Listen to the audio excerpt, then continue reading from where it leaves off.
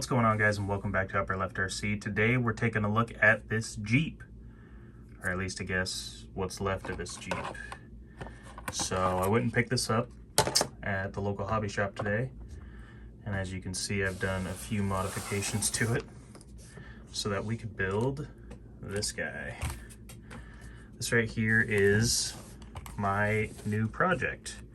It is a proline cliffhanger body. Couldn't think of the name for a minute. Just take this off and take a look at it real quick. So it's a proline cliffhanger body. I wanted to do a low center of gravity LCG comp build. I don't really have one of those, and I've always kind of been interested in them. So I decided I'm just gonna build one. So first thing I did was actually buy the body before I had any of the other parts. I decided to, I taped it off to a black stripe and a black hood, painted the rest with a very vibrant neon green. The color on camera right now really isn't even doing it justice. You can see how it's like light here and dark here. It kind of color shifts and changes. Did some decals on it, got it all stickered up, and I think it turned out pretty good. Did a white base. I also currently just have Velcro mounting it for the time being, but that's going to change. This is a work in progress right now. This is version 1 of the low center of gravity build. This is kind of the budget build, if you will. I do plan on sinking much more money into this and eventually getting a full-on crazy comp build, but I wanted to do it in stages just to see kind of where the limit is. How much money do you need to spend to get a good competition rig? So without further ado, let's take a look at the rest of the truck. Now, everything on this truck, besides the wheels, tires, and the front 2 shocks, these hot racing shocks that have the internal springs, everything else is stock. I super glued the servo. These servos are pretty trash, but I figure on a budget build, if I super glue it right out the gate and I don't put too much weight on it, it should be okay. So I have these Trio wheels. These are like their newer model 1.0 beadlock wheels. They're pretty cool because they have 2 different inner hubs that you can attach. These are the extended ones, so it's a little wider without having to add or mod really much else to it. And then the Hobby Power Defenders. These are nice, soft, supple, pretty popular tire right now, not too big.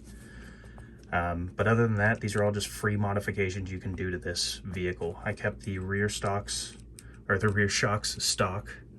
The front shocks, I actually took the internal springs and made them reversed. They actually pull the suspension up, keep it nice and tight, and the back ones are free to do whatever they want.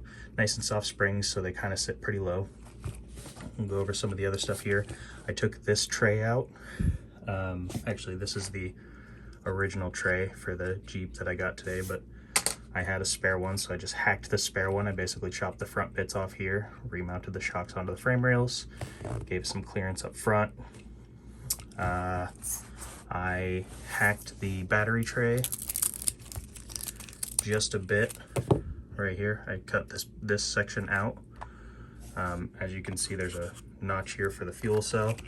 So the battery actually has the Velcro on it. The body attaches. I strap the battery nice and tight, and the body attaches to the battery. Again, this is just a temporary setup for now. I plan on doing magnet mounts. But the fuel cell clears this, so it sits nice and low. I want it as low as I could go. It's not an LCG chassis, but it's an LCG build on a budget. I plan on getting an LCG chassis and a bunch of other mods as well, but for now I did that. I also hacked the frame rails off. I don't need them sticking way out here. I had nothing to attach them. I'm not doing a bumper. So there's that. Also, one thing I noticed, and I haven't seen this before, it's not in my Bronco or my Cherokee or my Gladiator that has the V2 setup, but the motor has this on it. I don't know what it is. I didn't open it or take it apart. I don't know if it's important or matters, but it's just on there, which was kind of annoying and in the way, but I wedged it up under the battery tray and it stays out of the way. It sits over the body. But yeah, it's a pretty simple build. I basically hacked the frame, hacked this chunk out, hacked the front off of this, and then restuck it on there a little further back closer to the motor. And that's about it. It's pretty much all that makes it low center of gravity is I just chopped a little bit off and tried to get the suspension down low. It still has a fairly high center of gravity for the most part, but I think it's going to do well as it is right now. So let's put the battery back in there and take a look at it. All right, so as you can see, I've got the body back on. Again, it's just Velcroed on there. Line it up, Velcro it to the battery, Velcro it to the front of the ESC there, and it works. I mean, it's a little floppy, but it doesn't really come off. So that's a nice cheap option. If you don't like the body to move around a lot when you're crawling, you may consider drilling holes and using the single post mount that it came with. That's going to lift the body up a little bit. I wanted to get it as low as possible. I think it has a good look. I'm happy with the way it came out. The frame rails hung pretty low back here and looked pretty crazy. That's why I chopped them off. It's not necessary to. It was only aesthetics, but yeah, let's do a little crawling and see how this thing does. So one thing you'll notice, if I steer back and forth, it kind of lifts the back end up a bit. They are soft, they are sprung, but the front stays nice and tight with these reversed spring shocks, keep the front pulled down, and it crawls really well.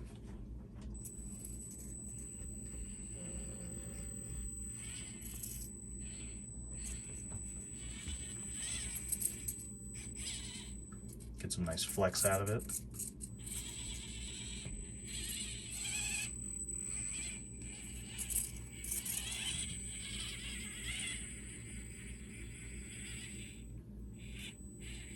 V2 electronics, making it nice and capable, slow, stable. Again, a lot of comp trucks have like full-on brushless conversions. I think these V2 electronics are good enough to comp with, so I may not upgrade that for a while, but I am going to do stages of this build. You know, this is stage 1, nice budget. Next will be intermediate, and then I'm just going to go whole hog and invest every last penny I have. So here you can kind of compare I mean, this is basically a stock Bronco. It has every modification I could think to add to it as far as metal goes, but stock chassis, stock electronics, and everything else is stock, just replaced with a heavier metal or alloy version of it. So ride height, everything is the same. The low center of gravity build a little lower, not much. You can see it's not much lower. Again, with a stock chassis and not super, with not going over the top and moving things around too much, which I tinkered with a little, but I think for right now, this is as good as it's gonna get.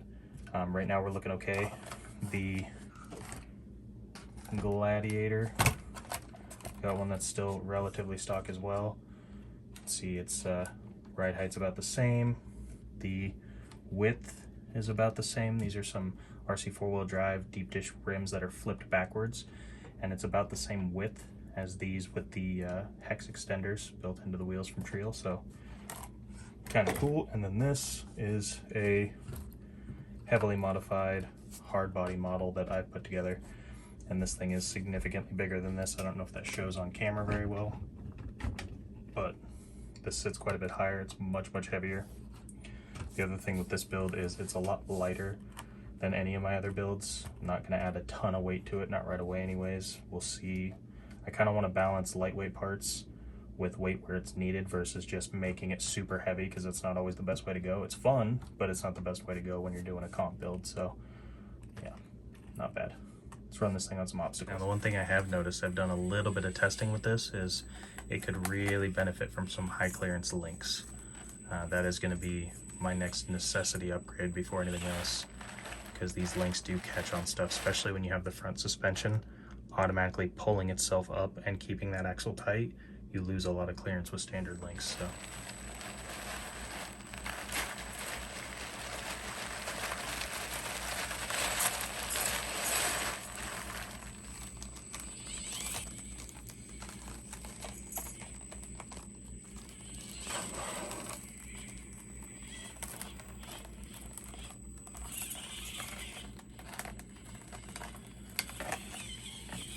So it's pretty steep.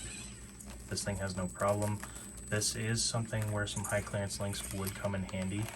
We might not make it over. Oops, we made it over. See how the back suspension just dropped down for traction? We're able to belly drag our way over it. Not bad.